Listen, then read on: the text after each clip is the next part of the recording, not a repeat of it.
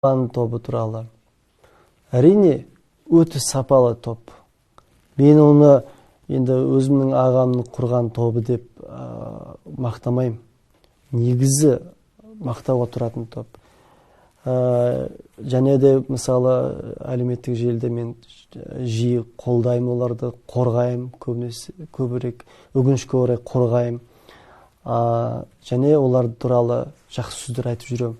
Оның бәрінің мән-мағынасы ол балалар өте лайықты сол жақсы сөздерге, мақтан сөздерге. Бұлай